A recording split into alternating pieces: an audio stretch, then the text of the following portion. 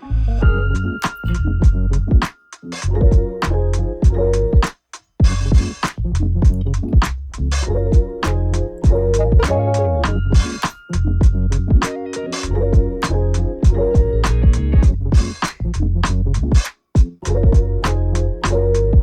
today's video, we're talking about the iPhone 16 Pro, and this is my review from a filmmaker's perspective. And I've had the phone for the last 6 months, and these are just some of my thoughts. We're going to talk about how the cameras hold up, and particularly we're going to look at Apple log. We're going to look at the 48 megapixel ultra wide as well as the main camera, and we're going to touch a little bit on the 5x telephoto camera. How's the mics and the audio quality from the iPhone 16? And if you're thinking of upgrading to the iPhone 16 Pro or the 16 Pro Max, should you consider the iPhone 16e or rather wait for the iPhone 17 Pro coming out later this year?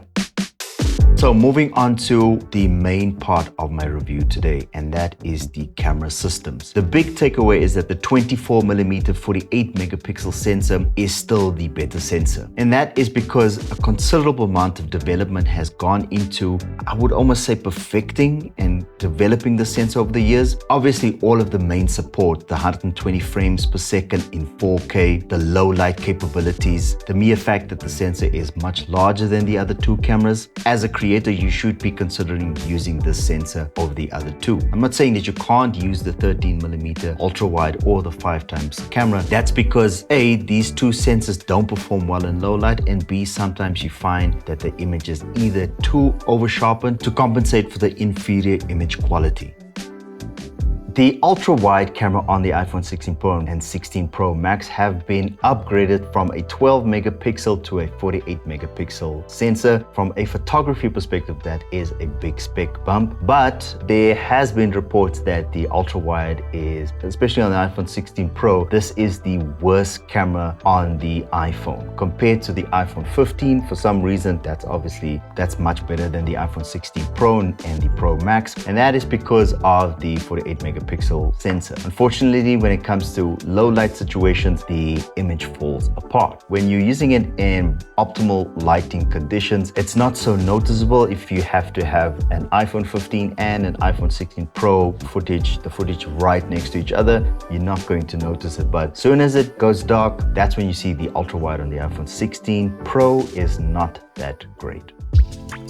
And speaking about the 5x tele zoom and the softer image, the reason for that is because this is a 12 megapixel f2.8 sensor, unlike the ultra wide, which is a 48 megapixel f2.2. And of course, the main sensor is a 48 megapixel sensor with an f1.78 aperture, making the 5x camera the worst performing camera on the iPhone.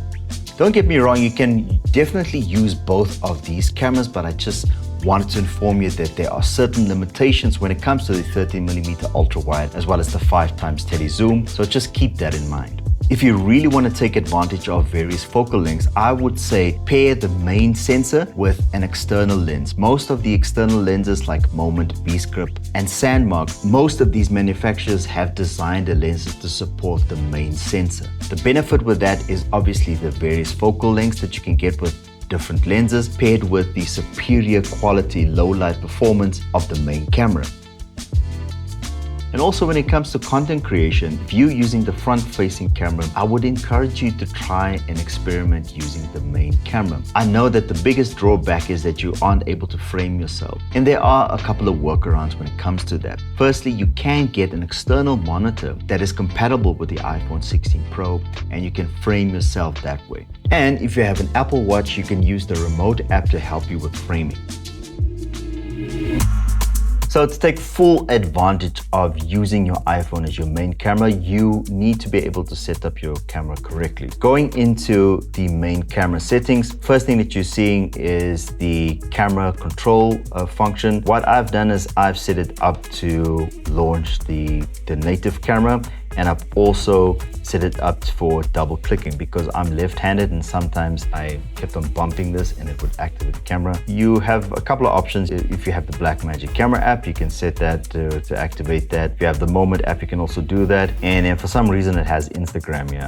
I don't want to launch Instagram. Recording video, you always want to record this at 4K. So I've set it at 25 frames per second. You can set it to either 24 or 25. That is for like a more of a cinematic looking motion blur effect. But for social media, the best one would be for 4K at 30 frames per second. And the reason for that is Instagram, especially short form content, they are optimized for 30 frames per second. So you can record at 4K at 30 frames per second. Recording slow-mo, you can set this up at 4K at 120 frames per second, but because I'm in a PAL zone in South Africa, I keep it at 4K at 100 frames per second. That has to do with refresh rates. So if you in the US and Japan, you would want to have it on 4K 120, but for the rest of the world, everyone uses 4K at 100 frames per second. Recording cinematic mode, same thing. You have the options of recording in 4K at 24 frames per second or 4K at 25 frames per second. Again, same story. And then under format, I just keep mine at most compatible. You can use higher efficiency. This is more from a photo perspective. And if you see a photo mode, this is the fusion camera. So this is the 28 and 35 millimeter focal length on the main camera. And then Pro RAW, I've switched that on, and default it also records at Pro RAW Max up to 48. That uses the full size of the sensor. And then this year's model, you have different formats that you can choose from. You have the JPEG lossless, which is most compatible, the JPEG XL lossless, and the JPEG XL lossy. So I just keep it on lossy, save some memory space with retaining quality. Video capture, the iPhone 15 and the 16 both have ProRes, so I've switched that on. And then ProRes encoding, I've set that to log.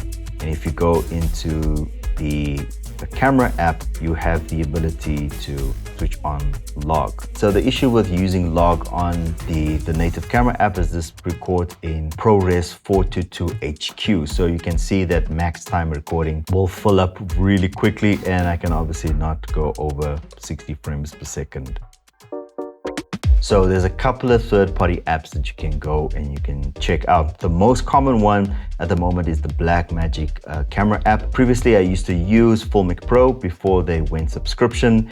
And then also we have the Moment Pro camera app. So if we go into the Blackmagic Pro camera app, you have the ability to change the codec. So you can either record in Apple ProRes 422 HQ, or you have standard Apple ProRes, and then there is Apple ProRes 422 LT. And then just like briefly over to the Moment Pro camera app, it does exactly the same thing. You can go and set the file sizes from HQ right up until to proxies. I prefer 422 LT. It's a nice compromise for me when it comes to using file sizes. And then obviously my frame rate on PAL. And then lastly, talking about the camera control function. So the camera control function, this has been debated heavily in the industry, purely because people asked why. And second is, for me, it's a very uncomfortable position to keep my hand. I usually don't film like this. I feel that if it was here instead of there, it would have been a little bit better. And what about the quality of the mic? So we know that the iPhone has spatial audio as well as AudioMix.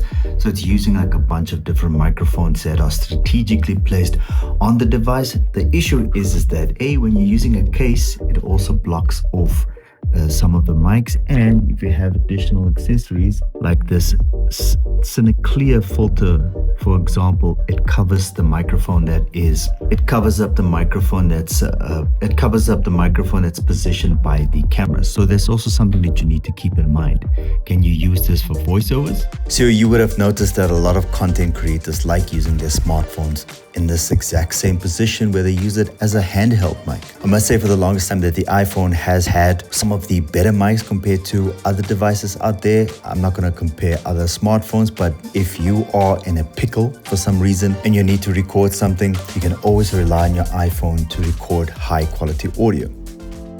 So who is the iPhone for? What kind of filmmaker are you? If you're a traditional filmmaker that uses like cinema cameras or mirrorless cameras, an FX3, whatever the case might be, and you need like additional iPhone footage, then you probably have an iPhone 16 Pro already because of the reasons that I just stated. It has Apple log, and also that main sensor is a high quality sensor. And I can say the same for iPhone filmmakers. You probably are on the latest iPhone, whether it's a 15 or 16, because of Apple log. But I would say that anybody that is on the 14, the 13, the 12, 11, and you're looking to upgrade, I will say definitely go for the Pro models because you're getting Apple log and it's that main sensor that is so much better. If you want to hold out for the iPhone 17, by all means, you can also do that because a lot of that technology is going to be carried over to the iPhone 17. So if you want to maximize your dollar and you want to wait until September, because I mean, it's around the corner, you can definitely do so. When it comes to the iPhone 16 and the 16 Plus, as well as the iPhone 16e,